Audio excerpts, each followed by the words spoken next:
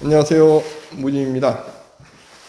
저번 시간에 제가 우리 천수경의 자비하신 관세음께 귀하오니 일제법을 어수속히 알아지이다 이 부분을 설명하면서 현학적이고 관념적인, 그래서 이 차원이 높은 어떠한 그런 불교가 아닌 내가 스스로 현실 속에서 그러한 부처님처럼 살아갑니다. 현실에 내가 참여하면서, 그래서 현실 속에서 내가 관세음보살님처럼 되어서 내가 그렇게 행복한 삶을 이끌어 가겠습니다 하는 말씀이다 라고 말씀을 드렸죠. 그거 하면서, 그런 말씀 드리면서 우리 경전을 제가 안 읽어서 조금 그럴까 싶은데, 어쨌거나 제가 저번 시간에 이렇게 제가 말씀드렸던 부분은 이 부분입니다. 그래서 자비하신 관세음께 귀하오니 지혜는 어서속히 얻어지다. 자비하신 관세음께 귀하오니 모든 중생 어서속히 건네지다. 자비하신 관세음께 귀하오니 좋은 방편 어서서 얻어지다. 이러한 것들이 얻어지다라고 기원하는 어떤 의미도 있을까요? 천수경은 철저하게 기원이라는 개념이 내가 부처님처럼 그렇게 돼 가겠습니다. 노력해 가겠습니다. 현실을 참여해서 이겨내겠습니다. 내가 주인공으로 살겠습니다. 라고 하는 그런 중심에 있다. 그렇지 않게 되면 불교라고 이야기하면서 사입일 수 있다. 제가 이 말씀을 저번 시간에 강조해 드렸고요. 그리고 우리 이 다음에 천수경에 보면 칼산지옥 제가 가면 칼산절로 꺾여지고 화탕지옥 제가 가면 화탕절로 사라지며 지옥세계 제가 가면 지옥절로 없어지고 아기세계 제가 가면 아기절로 배부르며 수라세계 제가 가면 악한 마음 선해지고 축생세계 제가 가면 지혜절로 얻어지다. 이것은 이제 육도윤회 이 이야기 하는 건데, 이 부분에서 제가 뭐를 말씀드릴 거냐 하면, 우리가 살아갈 때 우리는 무엇으로 살아갈까? 우리는 어떻게 살아가고 있는 것일까? 즉, 칼산지옥을 내가 갔는데 왜 칼산이 절로 꺾여질까? 칼산이라는 것은 어디에 있는 것일까? 아기세계라는 건 어디 있는 것일까? 수라세계라는 건 어디 있는 것일까? 축생세계라는 건 어디 있는 것일까? 펼쳐져 있을까? 이 세계는 그러한 세계가 쫙 펼쳐져 있을까? 이 부분에 대해서 말씀을 드리려고 그래요. 이 세계는요, 그러한 세계가 펼쳐져 있는 게 아니고요, 내가 그러한 세계를 바라보고 있는 거예요. 내가 바라보지 않으면 이 세계는 있는 건가요? 없는 건가요? 이렇게 되면 이제 유식이라고 이야기를 할 수도 있을까? 저는 유식을 이야기하는 게 아니에요. 뭘 이야기하고 싶은 거냐 하면, 관찰할 때 우리는 현재의 존재가 구현돼요. 즉 현재의 존재는 바라봐져요. 관찰하는 내가 있을 때. 관찰하는 내가 없으면 이 세상은 이루어져 있나요? 즉 전오식, 눈, 이, 코, 입, 몸이라는 이것은 내가 바라보는 어떠한 것, 대상, 색이 있는 대상, 소리, 냄새, 맛, 그 다음에 나를 이렇게 탁 칠 수 있는 감촉, 이게 나에게 딱 왔어요. 즉 내가 이렇게 종이가 있는데 종이에 색이 있어서 이 공간을 차지하고 있어야 되잖아요. 그래서 내가 눈으로 딱 봤을 때 눈 속에서 얘가 딱 왔어요. 딱 왔는데 이거는 그냥 보고 있는 거죠. 관찰이란 건 뭔가요? 내가 그동안 살아오면서 저장되어 있는 정보 덩어리가 탁 갔다가 들어와서 이것이 하나의 오온 속에서 있으면 느낌으로 들어와가지고 상으로 맺혀야 되잖아요. 그죠? 그래야 이게 종이구나 라고 우리는 알 수 있고, 이 종이구나에서 이게 우리가 이것이 어떠한 가치로서 더 있게 되면 행위라고 해서 우리의 어떤 감정들이 뭐 좋고 싫고라는 어떠한 그런 뭉텅이로 딱 들어올 거고, 거기에서 이것이 어떠한 그 식이라는 개념 속에서 이것이 하나의 나의 업식 속에서 이것이 작용되어질 거고, 이것은 나의 마음이 작용하는 거고, 이러한 세계 속에서 식이라는 것은 아르말이라고도 할 수 있고 아니면 업식이라고도 할 수 있고 그 안 속에서 업식이 맞겠죠. 그러한 내 정보 속에서 끄집어 와지는 거죠. 그것이 관찰인 거죠. 내가 무언가를 딱 바라봤을 때 관찰되어질 경우의 세상은 나에게 다가오게 되는 거예요. 즉 내가 주인공으로서 세상을 가져올 수 있는 거예요. 근데 우리는 주인공으로 못 살아요. 어떻게 살 때 주인공으로 못 사는 것일까? 식이라는 부분, 그래서 나에게 저장되어 있는 이것이 나의 인식 속에 나의 현 존재, 현 상태 속에서 딱 올 때는 좋고 싫고라는 가래라는 것을 통해서 오기 때문에 이것이 나의 업식을 만들어 가는 거예요.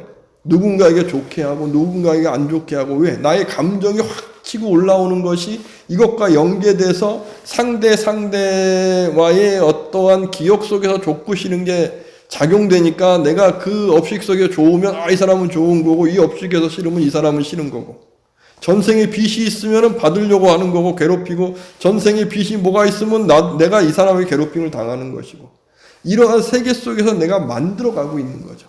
세상은 그렇게 움직이고 있는 거죠. 내가 관찰하고 있을 때 내가 관찰해낸 건 뭐예요? 현 존재를 대상으로서 딱 만났을 때 이때의 세상은 그려지고 있는 거예요. 이것이 없다 그러면 세상은 그려져 있는 게 아니에요. 존재하는 거죠. 우리가 존재라는 것은 거기에 있어요. 우리는 무엇으로 사는가? 우리는 무엇으로 살아요? 대상과 대상의 연기 속에서 살아요. 즉 관계 속에서. 관계라는 게 뭐예요? 관찰되어지는 거예요. 관계는 관찰이 없으면 우리는 관계를 이루지를 못해요. 즉 모든 존재는 내가 딱 바라보고 관찰되어질 때 이 세상은 존재하는 거예요. 근데 이 존재하는 것 또한 어떠한 것으로 존재하는 게 아니고 이러한 방식으로 존재하고 있는 거죠. 이걸 모르게 되면 어떤 것으로 있어 그래서 바라보는 나가 어떤 것이야 라고 착각하게 돼요. 자꾸 착각하게 돼요. 그러면 착각하는 그 안에 무언가 근본 자리가 있어서 내가 그걸 보면 행복해하고 해서 요거에 내가 매몰되는 거예요. 그렇게 되면 현실 삶이라는 것은 사라져요. 현실 삶은 그림자가 되는 거예요. 내 안에 무엇이 있어, 내 안에 신성이 있고 내 안에 무언가가 있어라고 하게 되면 내 안에 진리가 있기 때문에 진리 외에 이 현상계는 그림자인 거예요. 그래서 현실은 부적응해도 되는 거예요. 근데 불교는 철저하게 그렇지 않아요. 대상 속에서 내가 있는 거기 때문에 현실은 철저하게 긍정되는 거예요. 이 대상 속에서 내가 행복하기 때문에 이 대상을 내가 주인공으로서 누릴 수 있는 것, 이것이 불교인 거죠. 제가 참나 아니면 신성, 초를 비판하는 이유도 여기 있어요. 여기에 매몰되게 되면 현실은 버리게 돼요. 그냥 현실을 버리고 나는 도망오게 돼요. 마음 자리 자체가 그렇게 가게 돼요. 그러다 보면 현실하고 내가 괴리가 돼서 딱 만났을 때 우리는 우울감이 오고 공황장애가 올 수도 있는 거예요. 잠도 못 잘 수 있게 되는 거고. 그래서 제가 명상이라는 것은 의식, 현 존재를 있게 하는 나의 가장 강력하게 차원이 높아진 이것을 키우자. 이것을 나는 싹디와 하나의 같은 부분의 존재로서 바라봐도 되겠다라고 말씀드리는 것도 바로 여기 있는 거고. 마음을 챙길 때 마음 챙김 자체가 싹디인데 그 힘은 바로 여기에 있는 거 아니야. 전두엽에 요거. 그래서 명상을 할 때도 평소에 이걸 발전시켜 나가자. 이 말씀 드리는 거고. 이 변화하는 세계 속에서 여기에 있는 거예요. 제가 저번에 잠깐 이야기했다 설명을 못 드린 분이 계신데 서양의 인식학이라는 철학이라는 부분이 계속적으로 발전되어 오다가 이러한 변화라는 존재를 바라보는 불교적인 이런 철학체가 쫙 오면서 서양의 정신계가 완전히 확 바뀌었다고 저는 생각해요. 이것이 서양의 실존 철학과 같은, 거기에서 하이데거와 같은, 그래서 존재를 해석하는 것이 어떤 것이 아니고 존재는 방법으로 존재한다. 이것을 서양에서는 몰랐기 때문에 서양 철학이 진리에 대해서 제대로 말을 못했다. 진리라는 것은 방법적으로 존재한다. 하이데거에 와서 이것이 곧 불교적인 진리를, 존재를 바라보는, 진리를 해석하는 방식이다 라고 저는 말씀을 드렸고 계속 누누이 강조하고 있고, 그래서 이것을 제대로 이해하게 되면 반야신경에 오는 공합니다. 공한 것을 무엇이 봅니까? 내가 보니까 내 안에 참나가 있어. 그래서 반야신경도 참나를 이야기한 것입니다 라고 하는 이러한 착각에 빠지지 않을 수 있다. 저는 이 이야기하는 걸 보고서 너무 깜짝 놀랐는데, 한편으로는 생각이 짧으면 그럴 수도 있겠다 생각도 들지만, 불교 그렇게 겨우 그런 거 아닙니다. 제가 누누이 말씀드리면 불교 겨우 그 정도 차원 아닙니다.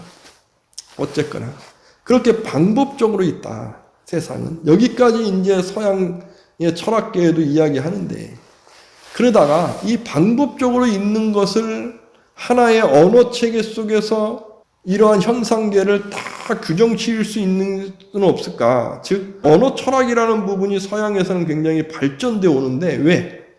이게 아주 중요한 겁니다. 우리가 서로 대화에서 무언가를 이야기한다는 것은요, 언어 속에 있어요. 언어는 우리의 의식 속에 있어요. 어떤 분이 그런 얘기를 합니다. 한자라는 것은 중국에서 아주 깊은 의미가 있어서 이거 버리면 안 된다고. 그래서 제가 그런 얘기 했어요. 한자가 아무리 깊은 의미가 있어도 그 한자의 깊은 의미를 해석하는 것은 우리의 언어에 있는 거라. 우리가 인식하고 의식하는 거는요, 이 언어 속에 있어요. 한글 언어 속에 있어요. 그래서 이 한글이 정말 위대한 거예요. 우리 언어를 그대로 쓸 수 있어서. 중국의 그 한자는 중국의 언어의 의미를 그대로 쓰지 못해요. 이 그림 문자이기 때문에. 한자가 위대하다, 멋있다라고 이야기하시는 분은 저는 이해할 수가 없어요.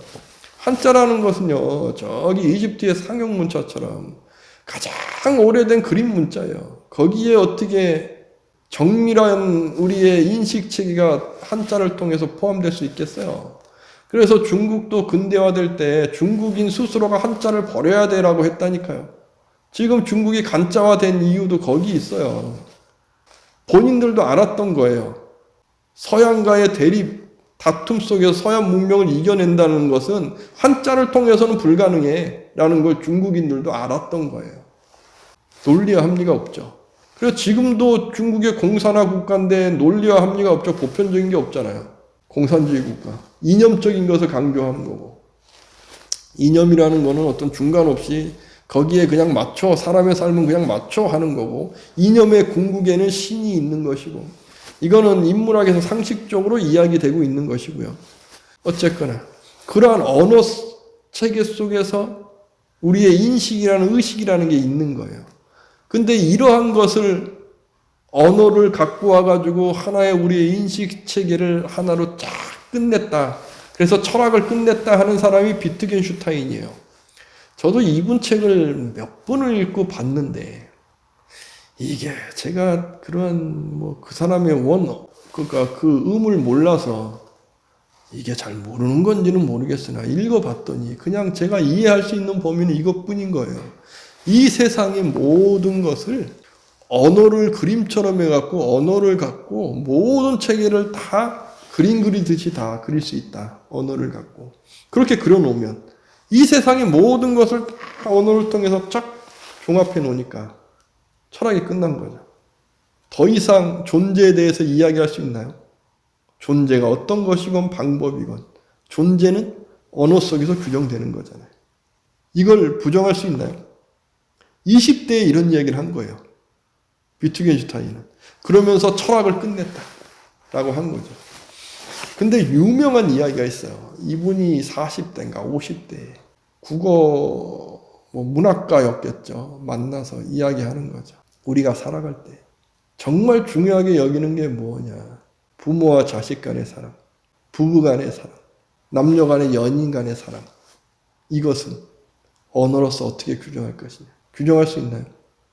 우리는 그런데 규정할 수 없는 이러한 마음의 흐름 속에서 살아가고 있어요. 부정할 수 없죠. 그죠? 문학적인 삶이라는 것은 바로 이걸 이야기하는 거잖아요. 그래서 시는 비유적이에요. 시가 철학적인 언어처럼 논리적으로 쓸 수 있나요? 즉 시는 중간을 뛰어넘는 게 아니고 중간이 다 포함되어 있는데 그런데 비유적으로 포함시키고 있어요. 이건 학문이 아니죠. 철학이 아니죠. 시라는 것은. 이것을 어떻게 철학계 비트겐슈타인 당신, 어떻게 그림 이론이라는 당신의 이론을 갖고 철학적 세계 속으로 우리는 삶 속에서 이렇게 사는데 규정할 수 있느냐. 이 부분에서 비트겐슈타인이 고민하는 거죠. 그렇다면 우리의 삶은 규정지을 수 없다. 다만 최선이 있는 거죠. 최선. 우리는 그렇게 살아가요. 우리는 그렇게 마음이 서로 간에 베풀면서 살아가요. 베풀면서. 그러나 그 마음 또한 우리가 사랑을 이야기할 때도요. 사랑을 어떻게 측정해서 무언가를 규정할 수는 없으나 우리는 서로 소통하면서 이야기하면서 살아요. 논리와 합리 속에서 이야기하면서 살아요. 그 사랑이라는 게 벗어나면 우리 뭐라 그러죠? 집착이라고 그러고. 그리고 스토킹이라고 하는 거고. 스토킹은 한 30년 전에는 그것도 사랑이라고 우리 사회에서 인정도 했어요. 지금은 심각한 범죄죠. 싫다고 하면, 그러니까 상대가 싫다고 하면 안 되는 거예요. 즉 상대와 소통하는 이것이 더 논리적이고 합리적으로 보편화시키는 거예요. 우리가 현대사회가 이루어진다는 것은 나와 남의 거리감에서 서로가 서로를 인정하고 서로가 서로를 배려하는 이 범위가 굉장히 합리적인 체계 속에서 이루어지는 거예요. 이것이 현대화예요. 현대화. 현대의 문명화. 현대의 학문화. 이것이 이러한 체계가. 종교 또한 이 안에 있는 거예요. 서양의 기독교가 정말 가치가 이렇게 높은 신학에 있었지만 지금은 삶 속으로 서양 유럽 같은 경우는 내려와야 되고 그러한 세계 속은 내려와서 보편적으로 이루어져서 살아가는 이러한 체계 속 이것이 현대의 종교의 역할이죠. 우리 대한민국만이 전 세계에 유일하게 교주가 넘쳐나고 그죠? 지금 뭐 한참 문제가 되고 있는 나는 신이다 넷플릭스의 영화처럼 아주 이단 그래서 맹신 나의 이익을 위해서 사람을 현혹하게 만드는 것이 막 이게 꼭 유럽이나 아니면은 미국 같은 경우에도 60년대 70년대에 무언가가 보편적이지 않은 사회에서 이루어지고 있었던 것이 우리 사회에서는 이루어졌었고 그러나 지금 현대에는 이러한 모습들이 있으면 지금은 일반적인 영상 체계 속에서 비판하는 것이 일반화해서 비판하고 그러니까 사람들의 이 합리라는 속에서 이건 잘못했어 이건 종교가 잘못된 거야 라고 일반화되는 이런 사회가 된 거죠. 발전돼 온 거예요. 90년대는 이게 잘 먹히지 않았고 70년대는 더 먹히지 않았고 50년대는 아예 먹히지 않았겠죠. 지금은 이러한 보편적인 합리적인 것이 일반화돼 가는 거예요.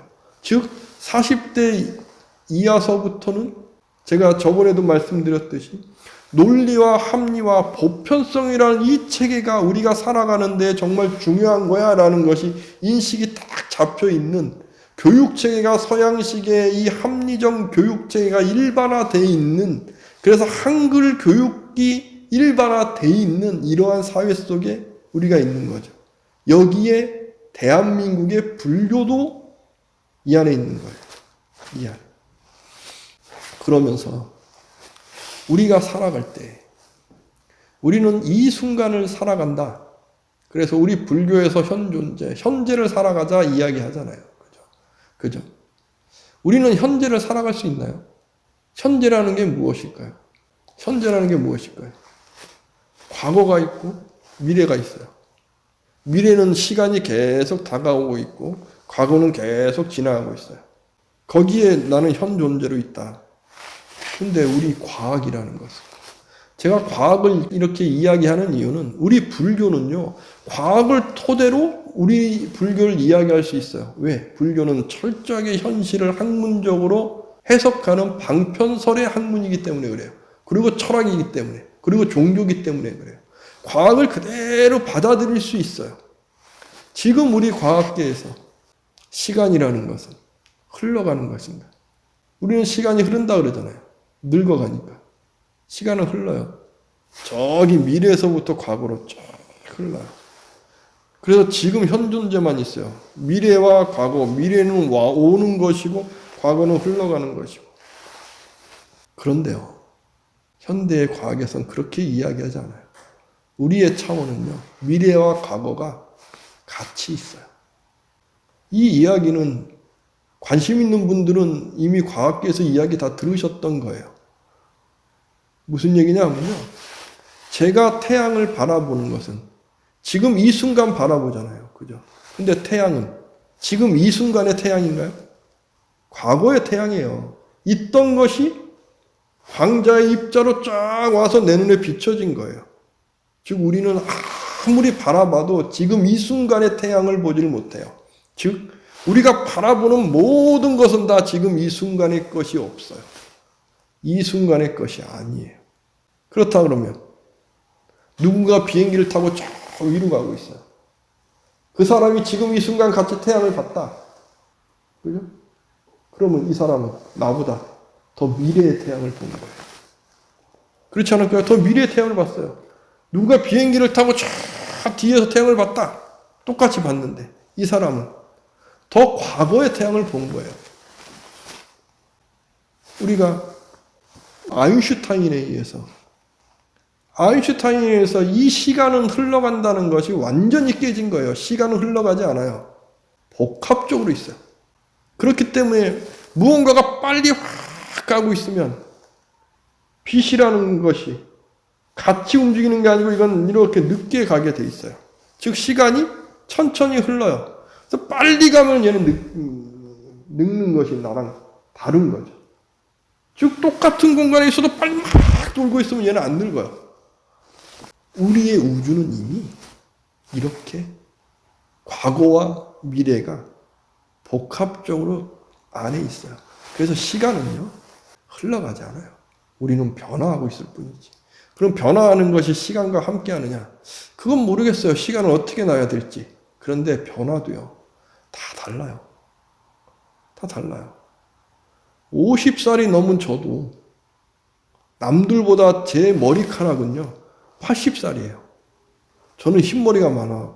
흰머리만 보면 80살이에요. 그래서 영상 찍을 때마다 저는 삭발해야 돼요. 안 그러면 정말 늙어 보여요. 50이 넘었는데. 어떤 사람은 머리가 함정이에요.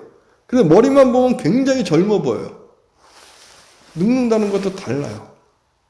어떤 사람은 정말 한두 살 먹은 어린애처럼 까불며 살아요. 어린애처럼.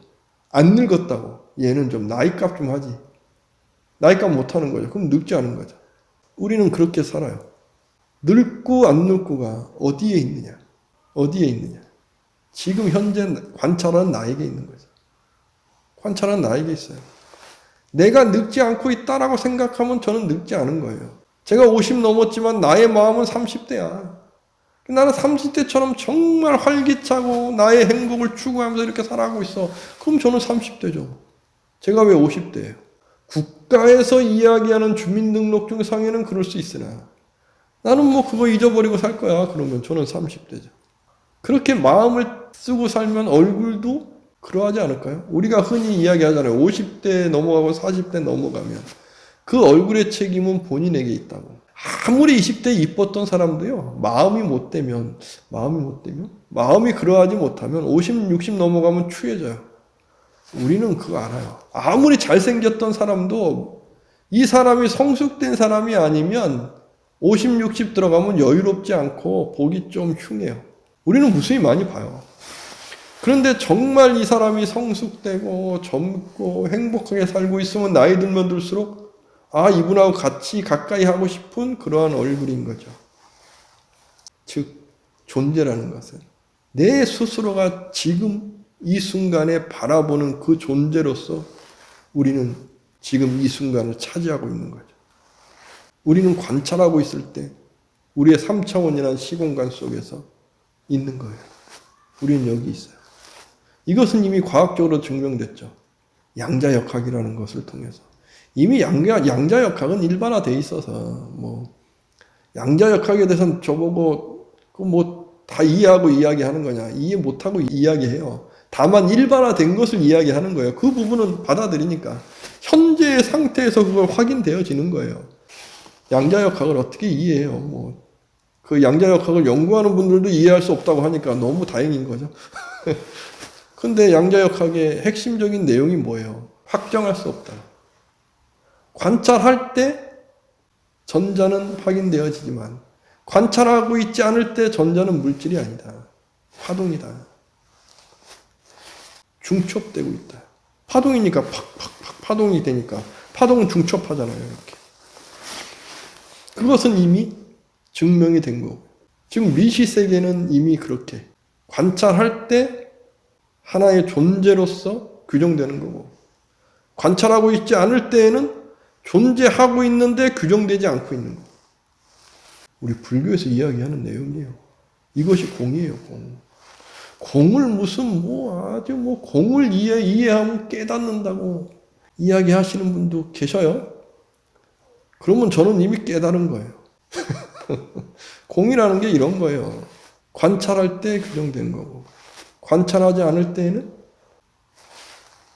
실체로서 규정할 수 없는 거고. 우리는 이미 이렇게 살고 있어요. 우리의 업이라는 것 통해서 우리가 인식되어질 때 대상은 확인되어지는 거예요. 대상이라는 것. 즉 나에게 탄심, 진심, 치심이라는 것도 인식되어질 때 오는 거예요. 그래서 모든 탄심, 진심, 치심을 해결할 수 있는 방법은 인식 속에 있는 거죠. 인식. 차원 속에 있는 거예요. 그렇기 때문에 우리가 스윙에 갈 때 어떤 것이 있어. 관찰되어질 때 있는 어떤 것은 나의 마음이 움직여서 그러고 싶은 것이 고정되는 거예요. 즉 만들어지는 거예요. 내 안에 참나가 있어. 내 안에 관세음보살님이 계셔. 내 안에 아니면 어떤 힌두교의 신이 있어. 이야기하는 모든 것 또한 내가 만든 거예요. 그게 있어요. 그게 아니고 내가 관세음보살님처럼 돼 갈 거야. 내가 뭐처럼 돼 가서 그래서 이 세상을 행복하게 누릴 거야. 걸림없을 거야. 변화하는 이 속에서 나는 그걸 인식하고 있어라고 하게 되면 그러면 우리는 불교에서 이야기하는 깨달음의 상태까지 갈 수 있는 거죠. 제가 2017년도에 어찌어찌해서 일이 있어가지고 저 밑에 새를 살고 있었는데 포교당 거기를 나오게 됐어요. 돈도 없고 어딜 가려고 그랬는데 못 갔고 굉장히 충격적인 상황에서 지금 빛고운절 불사한 요 땅이 나온 거예요. 이 땅이 싸게 나왔어요. 굉장히 싸게 나왔어요. 왜 싸게 나왔냐? 땅이 컸고 일단은 그리고 송전탑이 근처에 있었고 그러니까 이게 땅이 크니까 이게 주택을 짓기에는 땅이 너무 크고 무언가 들어오기에는 이게 마을이고 남아있으니까 이거는 부처님의 뜻이구나 하고 제가 샀죠. 그리고 불사를 했죠. 근데 없는 돌에 불사를 하니까 지금 시대에는 지원받고 뭐하고 하는 어떤 그런 모습이 있지 않고는 불사할 때 지금은 제가 2011년도에 경기도 광주 학동리에 와서 거기에 새로 포교당을 하고 2017년도니까 준비가 얼마나 됐겠어요. 그러니까 불사를 하는데 이게 참 힘들었겠죠. 그렇다고 요즘에 불사를 막 강요하면 안 되잖아요. 그러면 다 힘드니까. 그러니까 여유 있는 분들에게 이렇게 이제 성의껏 부탁드리면서 불사를 이렇게 했죠. 그러니까 저도 솔직히 땡길 수 있는 것은 다 땡기고 대출 받을 수 있는 건 다 대출 받고 일단은 불사 끝내자. 근데 확신이 있었어요. 부처님께서 불사할 수 있어라고 이야기해 주셨겠죠. 불사를 딱 했죠. 정말 제가 태어나서 이 정도까지 내가 했어. 돈이 이렇게 많은 부자네. 이렇게 건축물대장, 토지대장에 제 이름에 딱 나오고 너무 좋았어요. 그러다가 자고 있는데 이게 대한불교 조계종의 스님이 불사를 하면 대한불교 조계종에 등록해야 됩니다. 등록하기 싫은 거예요. 그러니까 등록하기 싫은 것인지 뭔지 무언가 감정이 확 올라온 거예요. 깜짝 놀랐어요. 이 감정이 뭐지? 이게 뭘까? 제가 그 명상을 할 때 우리가 명상을 할 때 삼매에 드는 것은 표상에 집중하는 것이다 라고 일반화돼서 이야기하거든요. 근데 표상에 대해서 제가 이렇게 잘 설명을 이걸 뭐라고 설명을 해야 될까라고 잘 못 드리는 이유가 여기 있어요. 제가 그때 뭔가가 확 올라왔는데 이것이 표상이라고 저는 이해하는데 말로 표현하기가 참 힘들어요. 여기에. 근데 어쨌거나 저는 이렇게 이제 그런 이제 명상 이런 거에 익숙하니까 야, 이게 뭘까? 아까운 것은 알아요. 이걸 이렇게 그러니까 근본적으로 와, 무언가가 아까운 마음이 있고 무언가 감정이 확 왔는데 이게 왜 나오는 걸까? 이 감정이 뭘까? 이 표상이 뭘까? 그래서 이 표상을 탁 들어놓고 바라봤죠. 한 며칠을 바라봤어요. 이게 뭘까? 이게 왜 나타난 걸까? 저는 강목 스님께서 강의하시는 초기 불교 강의하시는 것에 오온을 이야기하실 때 오온의 색수상행식 이러한 느낌상 이러한 것들이 뭐 니미따 뭐 이러한 부분들에서 물론 이 니미따는 좀 다른 개념이지만 이러한 그 아르마리까지 오는 수상행식에서 이러한 것이 한꺼번에 이렇게 작용한다고 말씀하시는데 저는 그거에 대해 좀 동의할 수가 없어요. 저는 따로 작용을 하는 것인지 아니면 그 작용하는 걸 바라보고 있으니까 같이 작용하는데 그 범위가 다른 것인지 그럼 범위가 다른 것 같아요. 근데 저에게는 어쨌거나 그게 확 와 닿아 있는데 이것이 뭐지? 왜? 와, 나도 이런 게 분명히 저는 인식하고 있거든요. 나에게는 재산이 있을 이유가 없어. 내 거라는 게 없어. 나도 변화하고 있고 고정된 실체가 아닌데 이게 나라는 존재를 한자씩 무아라고 하면 아가 없어 하니까 내가 없어라고 착각하시는 분이 문자에도 이렇게 이야기하시는 분이 있던데 불교에서의 무아는 그게 아닙니다. 아트만이 아니라는 거예요. 나라는 존재는 있어요. 근데 있다라고 하는 고정된 실체가 아닌 겁니다. 나라는 존재는 있어요. 이게 이해가 힘든가? 나라는 존재는 변화하는 존재로서 이렇게 존재하는 겁니다. 아트만이라고 해서 참나 고정의 실체가 있는 게 아니고 와, 나는 분명히 나라는 것이 고정된 실체가 아니고 내 거라는 건 있을 수 없다는 것을 언제나 인식하고 있거든요. 그래서 나의 재산이라는 거에 대해서 있거나 옳거나 나는 관심 없어 라고 하는 것을 언제나 인식하고 끄집어내고 있었어서 그래서 나의 재산이라는 개념 자체를 저는 두지 않고 있거든요. 물론 저의 핸드폰이 이게 제 거죠. 그러니까 누가 달라고 하면 안 줘요. 그런데 필요한 사람이 있으면 줄 수도 있겠죠. 현명하게. 내가 지금 필요하니까 저는 지금 쓰고 있는 거예요. 이게 이상한 사람이 되면 안 되는 거예요. 보편적 삶 속에서 있는 거예요. 그런데 이게 내게 아닐 수도 있어. 내 거라는 개념 자체가 아니야라는 것. 즉, 약속과 보편 속에서 그러한 어떠한 방법 속에서 이게 내 거라는 방법 속에 있어라는 것을 이해하고 있는 거죠. 즉 이렇게 불사를 해서 내 명의로 돼 있지만 나는 대한불교 조계종에 등록을 시켜서 사섬사험 말사를 할 거야라는 것에 언제나 저는 약속을 탁 잡고 있어서 준비하고 있었는데 내 안에서 그게 확 올라온 거죠. 그러면서 등록하기 싫어. 이게 인식하니까 이게 상으로서 시까지 가니까 등록하기 싫어네 라고 제가 이렇게 의식이 파악한 거죠. 이걸 등록하기 싫어라고 표상할 수 있을까? 그런데 내 거이고 싶은 거예요. 내 거이고 싶어요. 왜 내 거이고 싶지? 왜일까? 왜 내 거이고 싶지? 이유가 뭐지? 도대체 나는 왜 이 절을 이렇게 지었는데 내 거이고 싶지? 고생했으니까. 그러면서 이야기하는 거예요. 조계종에서 나한테 뭘 도와줬다고. 내 힘으로 한 건데. 이런 마음도 내 안에 있구나. 끄집어내니까. 그럴 거 뭘 꼭 등록해. 내 거로 놔두지. 근데 이것을 다시 역으로 생각하면 어리석은 생각인 거예요. 내가 대한불교 조계종에 등록을 하건 말거나 내 거이거나 아니거나 비구원율은 제가 찬거나 그래서 내가 살고 있는 동안은 제가 함께하고 이렇게 누릴 수 있는 공간인 거예요. 근데 왜 이렇게 마음이 일어날까? 아, 이거 잘못된 거야. 나는 이렇게 누릴 수 있어. 그럴 필요 없어. 라고 하면서 마음을 다시 일으킬 거죠. 그러니까 이 마음이 샥 내려가는 걸 느껴져요.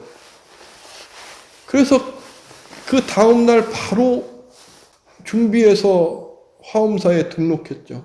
근데 너무 빨리 등록을 해가지고 대출을 했는데 새마을금고에. 새마을금고에서 제 개인 신용으로 대출했잖아요. 화엄사로 등록했더니 대출이 안 되는 거예요. 붕 떠버린 거죠. 와, 이건 또 어떻게 해야 돼? 현실적으로. 현실을 안 본 거죠. 여기서는 저는 어리숙했던 거예요. 중간을 안 살핀 거예요. 중간 없이 뛰어넘은 거예요. 그래서 제가 중간 없이 뛰어넘으면 안 된다 하는 게 여기 있어요. 그러면 현실을 안 하고 와, 그래서 막 어렵게 해가지고 조계종단에 대출을 해주는 곳이 있다. 우리 교회는 농협에서 대출을 해줘요. 절은 대출 안 해줍니다. 금융교에서 안 해줘요. 근데 이게 이제 대한불교 조계종하고 이렇게 협약을 해가지고 대출을 이렇게 그 조계사 앞에 종로에 농협 대출을 받은 거죠. 근데 이율이 더 높아요. 조건도 안 좋아요. 새마을금고에서는 30년으로 해서 원금을 갚아가는 건데 이건 이자도 내고 뭐 하면서 이게 30년도 아니고 1년마다 1년인가 2년마다 연장해야 되고 엄청 힘들어요. 아, 괜히 등록했다. 현실적으로. 근데 등록 안 했다가 걸리면 저는 승적이 정지되든가 뭐 이렇게 되는 거고. 어쨌거나 제가 왜 이 말씀 드리냐 하면 우리가 흘러간다는 것 속에서 어떠한 것이 나에게 딱 현존재로서 무언가가 인식이 딱 되면 거기에서 우리 사람들은 현존재의 시공간이 확 펼쳐져요. 그러면서 과거의 어떠한 것까지 쫙 오면서 그 색수상행식의 수라는 느낌의 작용이 아주 강하게 업식을 통해서 꽉 끌고 올라오는 거죠. 이것이 욕심덩어리죠. 탐심. 이 탐심은 굉장히 섬세하게 깔려 있는 거예요. 세세생생 나에게 깔려 있는 마음이에요. 깔려 있는 마음. 이걸 딱 올라왔을 때 우리는 관찰해서 현존재로 만들어야 돼요. 그 관찰해서 현존재로 만드는 것이 명상의 힘이에요. 그래서 이 느낌에 지게 되면 우리는 탐심에 지게 되든가 진심에 지게 되든가 어리석음에 지게 돼요. 이 느낌에 딱 지게 돼서 가장 심각하게 지게 되는 건 마음이 다치는 공황장애나 아니면 치매나 아니면 우울증이 올 수 있는 거고 아니면 저처럼 탐심 속에서 빠져가지고 대한민국 조계종에 출가해 놓고서 이거 내 거 하고 싶어 해가지고 내 개인 명의로 돌려놨다가 걸리면 승적 박탈당하든가 뭐 이런 모습 속에서 중생계에 아웅다웅하는 그런 모습일 수 있고 다른 이유도 있을 수 있겠으나 그런 모습일 수도 있어요. 수도 있고 아, 이러한 현존재의 이러한 관계가 아주 심각하게 작용하는 거구나 라는 것을 이때 느꼈어요. 즉 이 세상은요 내가 관찰한다는 이 현 순간에 딱 잡아야만 해결되는 그래서 관찰이라는 것이 딱 인식하지 않아도 현 존재의 느낌으로 관찰이라는 게 꽉 올라와서 나를 움직이는 마음 상태도 있는 거예요. 예민한 상태. 아주 예민해가지고 그냥 흘러가는 것도 나는 지나가지 못하고 나를 탁탁 치는 것과 같은 그래서 이것이 딱 저장돼 있다가 어느 순간 됐을 때 나를 꽉 치는 것처럼 확 올라오는 거죠. 이걸 해결하기 위해서 부처님께서는 사촌동생 그 아나율 존자인지요. 그분이 그 왕족이니까 이제 출가하고 수행을 하는데 본인은 왕족이었는데 그냥 안 좋은 옷 입고 앉아있으니까 남들이 날 무시하는 것 같고 수행을 제대로 못하니까 부처님께 말씀드렸더니 부처님께서 그럼 너는 비단 옷 입고 해. 비단 옷 입고 했더니 마음이 쫙 안정되더라. 이거죠. 그거는 내 안에 있는 저 느낌이라는 것이 꽉 올라와서 나의 현 존재에서 나를 꽉 움직인 거예요. 부끄러워. 이때 부처님께서 말씀하신 것처럼 비단을 쫙 입었더니 또 현 존재로서 나는 부끄럽지 않아. 이 아나를 존재가 평소에 명상을 통해서 스스로가 그걸 느끼고서 이 현 존재로서 내가 쫙 나의 마음을 끄집어내서 이겨낼 수 있어. 이거 별거 아니야. 나를 쫙 분석하고 해체하고 논리와 합리로서 보편적으로 이야기할 수 있는 그런 체계를 쫙 만들어 놨다고 한다면, 그래서 부처님 법이 이러한 어떤 체계로서 마음이라는 게 이렇게 분석되고 있어 라고 하는 것을 연구하도록 이렇게 만들어져 있는 이유 또한 여기 있는 거고, 또한 명상이라는 것을 통해서 흔히 사띠 해서 마음을 쫙 챙겨 이렇게 들쑥날쑥하는 감정이 왔다 갔다, 느낌이라는 게 왔다 갔다 하는 건데, 이것이 어떠한 기준을 딱 놓고 사념초라고 이야기합니다. 기준을 놓고 이걸 쫙 붙잡고 있는 이 끈이 사띠, 이걸 저는 의식이라고 이야기하는 거고, 이걸 평소에 끄집어냈다 그러면 의식 속에서 나의 무상 무아 고를 바라보는 윗바사나는 지혜라는 것을 꽉 끄집어놔서 이 별거 아니야. 모든 것은 다 변화하고 있고 뭐하는데 내가 뭐하러 이렇게 부끄러움이라는 고정된 실체로서 내가 사로잡힐 거야 라고 끄집어낼 수 있다 그러면 이걸 뛰어넘을 수 있는 힘을 키울 수 있는 거죠. 이것이 현 존재를 바라보는 명상의 힘인 거죠. 이 세상은요, 이미 과거, 미래, 현재가 다 종합되어 있어요. 다만 내가 현 존재로서 이 세상을, 어떠한 현상을 관찰할 때만이 지금 이 순간이 되는 거예요. 관찰할 때만이. 그런데 그것이 대상이 있게 되면 어떤 사람에게는 나는 미래의 세상일 수도 있고, 어떤 사람에게는 과거의 대상을 바라보고 있는 것일 수도 있고, 그것이 다 이게 복합적으로 중첩되어 있는 거죠. 양자역학에서 이 전자가 중첩되어 있듯이 관찰 안 되고 있을 때는 우리는 시간이 중첩되어 있어요. 그렇지 않나요? 관찰하지 않을 때는 과거, 현재, 미래가 중첩되어 있어요. 거기에다 관찰할 때 과거를 끄집어내고 미래를 끄집어내서 지금에 놓고서 이래저래 하고서 탐진치 삼독에 빠져가지고 괴로워하든가 즐거워하든가 아니면은 고정된 실체가 있어서 거기에 빠져 있든가 내 안에 무언가가 있어가지고 그 어떤 그림 속에 빠져 있든가, 그러면 현실은 다 버려져 있고 이 상태, 이것을 끄집어가는 거죠. 나라는 존재가 그러한 어떠한 색수상 행식의 변화 속에 있는 현 존재인데, 존재죠. 그래서 무아인데, 무아, 그러니까 또 이게 무아가 또 걸릴까봐 다시 말씀드리자면 무아는 내가 없다는 게 아닙니다. 한자를 이게 조금만 배워서 그래요. 없을 무가 그런 개념으로 갖고 온 게 아니고, 아트만이 아니다. 고정된 실체 아트만이라는 그 신성, 그게 아니야 라고 하는 겁니다. 무아라는 것은 나라는 것이 존재할 때 나는 존재해요. 존재하는 거예요. 근데 나라는 것은 고정된 실체로서 나는 이거야 규정돼서 존재하는 게 아니고, 관찰되어지는 대상으로서, 관찰하는 대상으로서, 관찰되어지는 대상으로서, 관찰하는 나라는 존재로서, 대상으로서 함께해서 나라는 것은 존재해요. 대상이 없으면 나는 또 존재할 수 없어요. 그렇게 함께 가면서 나라는 것은 존재해 있어요. 그런데 나라는 것은 변화 속에서, 그 속에서 이루어지면서 존재하고 있어요. 그래서 내가 살아갈 때 나라는 존재가 이러한 집착을 버리고 행복할 수 있는 힘은 무상무아 고를 제대로 알고서, 나라는 존재가 변화하고 있다는 걸 제대로 알고서 업을 꽉 잡는 힘과 함께 무상무아 고를 바라보는 윗바사나의 지혜와 함께, 그래서 나의 의식이 발전시키는 차원을 높이는 이러한 의식 사띠, 이 세계 속에서 함께 나라는 현 존재로서 존재해 가는 것, 그래서 행복을 무한히 추구하면서 존재해 가는 것, 그것이 불교에서 이야기하는 진정한 우리가 살아가는 이유인 거죠. 그래서 나를 확장하고 또 확장하는 거예요. 이 경계, 내가 바라보는 현 존재로서의 지금 관찰하는 나의 존재의 시야를 넓히고 넓히는 것이 나의 현 존재의 이 세상을 확장하고 확장하는 거죠. 근데 현 존재가 이 세상을 확장하려면 어떻게 해야 될까요? 나를 해체하고 또 깨는 거예요. 왜? 나 그러면 고정된 실체로 만드니까. 이걸 깨고 또 깨면 나를 깨고 또 깨보세요. 예전에 동화책을 이렇게 봤는데 한 개가 있는데 달을 보고 웡웡웡 짖는 거예요. 웡웡웡 짖다 보니까 입이 쫙 커가지고 입이 쫙 해서 개를 딱 삼켜버릴 정도로 입이 딱 커지니까 그냥 그 달도 그냥 딱 삼켜버리더라고요.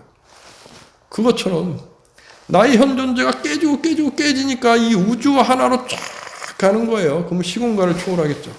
시공간을 초월하게 되면 그러면 이때 전생까지도 이 시공간을 역으로 가니까 다 느껴지는 거 아닐까요? 지금 현 존재에 살고 있는 이 상태에서는 내가 아무리 전생 이야기가 전생 못 봐요. 있을 수 없어요.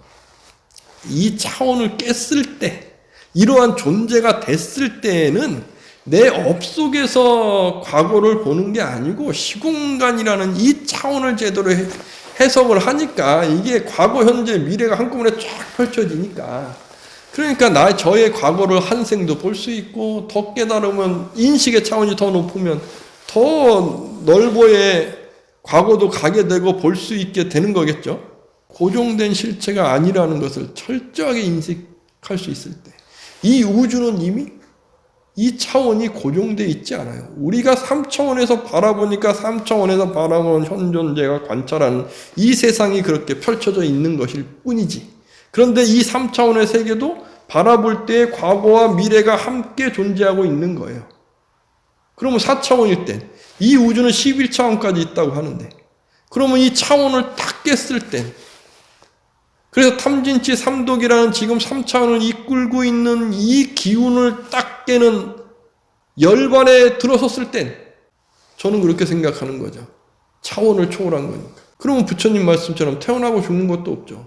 그게 어떻게 존재할 수 있겠어요? 시공간이 사라져서 이 시간과 공간이 차원이 무한히 확대되어 있는데 여기서 태어나고 죽는 게 어디 있겠어요? 저는 이렇게 해석하는 거예요. 과학적인 어떤 해석을 갖고 와서 그래서 부처님께서 해석하신 것과 같이 비교해서 지금 내가 이해할 수 있는 최선의 방법을 가져오는 거죠. 그러나 이 범위는 언제나 부처님의 말씀을 증명하면서 불증, 이론적으로 합리적으로 보편적으로 증명하면서 이증.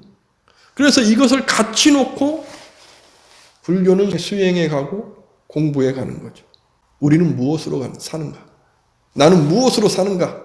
현 존재로서 살아요. 현 존재로서.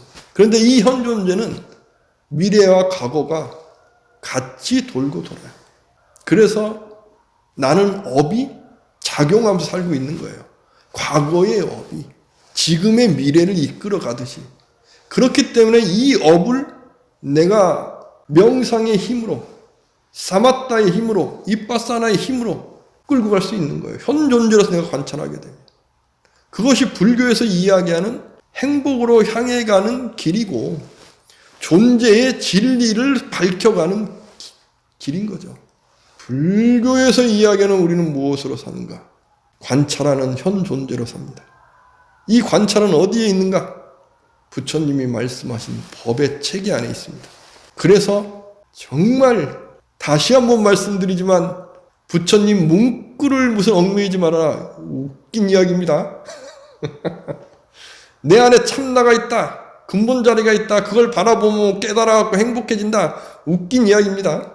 있을 수 없는 이야기입니다. 그건 현실을 버리는 현실 부적응자를 만드는 힌두교적인 사고다 하는 것을 분명히 아시고 오늘 이야기도 마무리하도록 하겠습니다. 감사합니다.